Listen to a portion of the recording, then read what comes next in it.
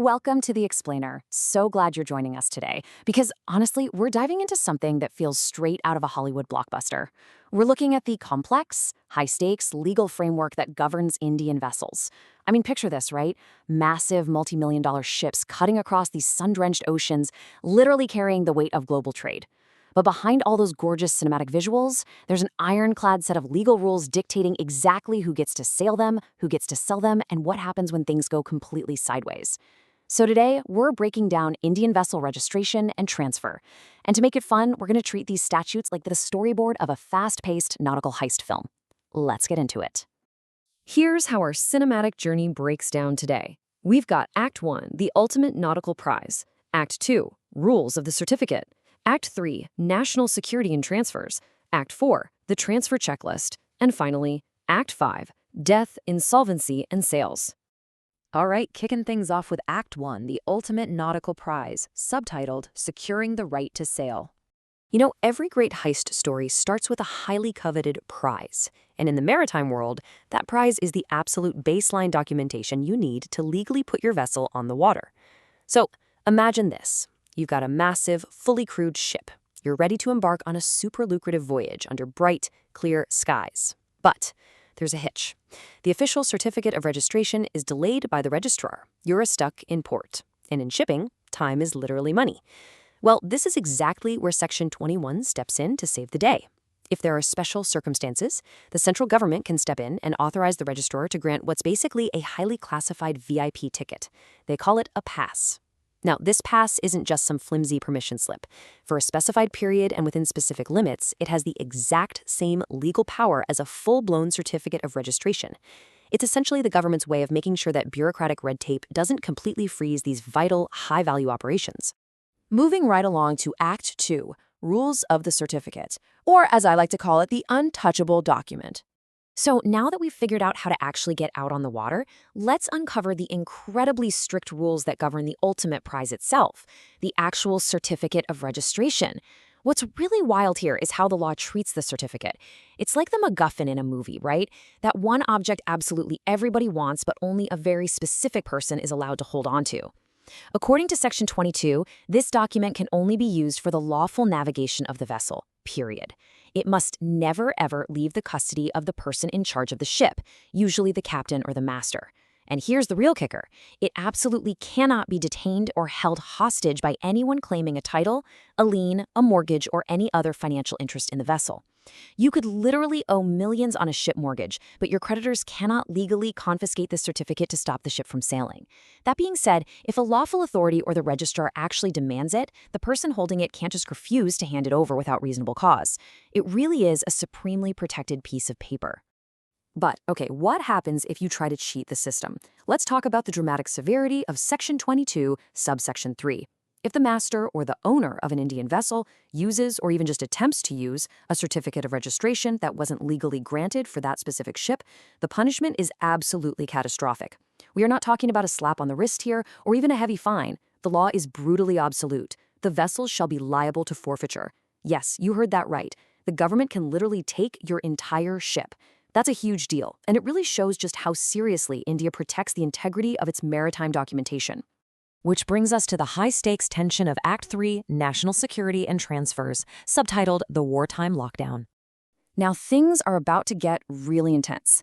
We're exploring what happens when national emergencies lock down the entire maritime grid. Under Section 23 of the Act, all those normal rules for buying and selling ships, they get completely suspended when India's security is threatened. So, if there's a threat of war or external aggression, and a proclamation of emergency is active under Clause 1 of Article 352 of the Constitution, boom, a total lockdown goes into effect.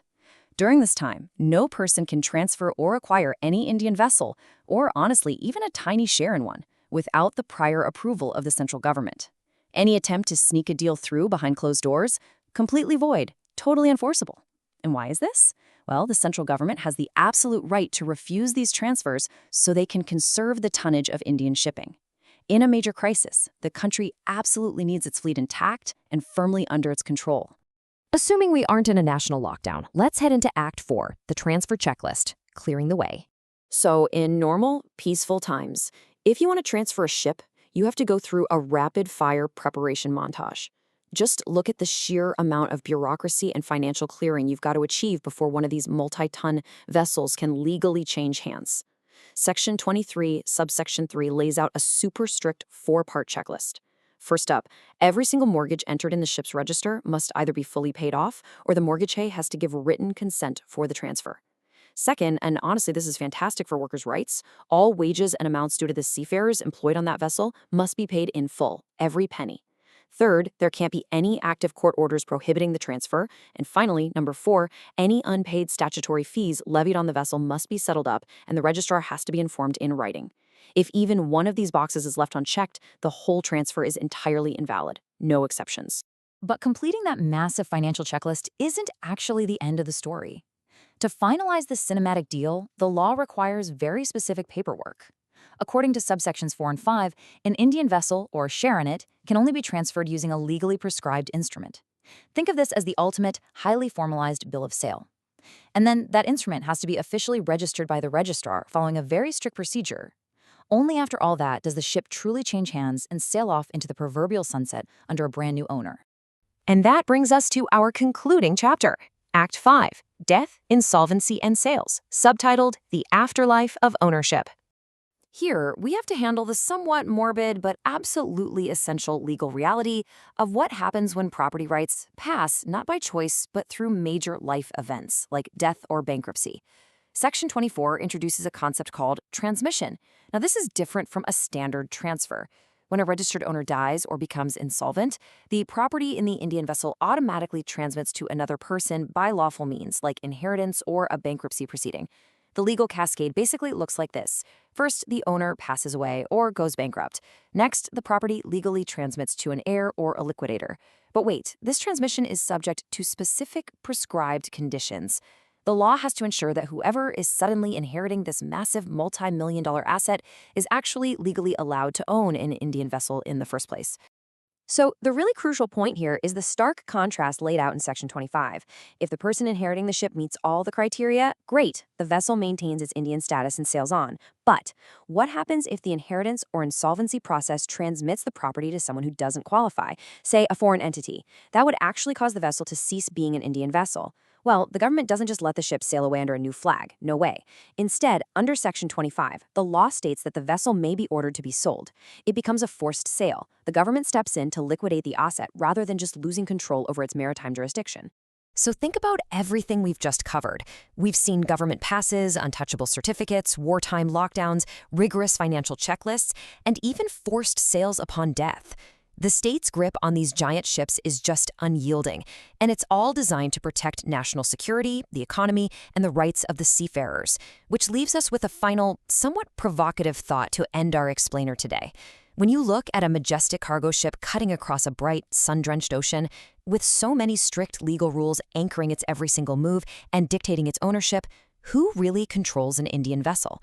Is it the billionaire owner on paper, or the state that grants it the very right to touch the water? Thank you so much for joining me on this cinematic deep dive into maritime law. Keep asking the big questions, and I'll catch you in the next explainer.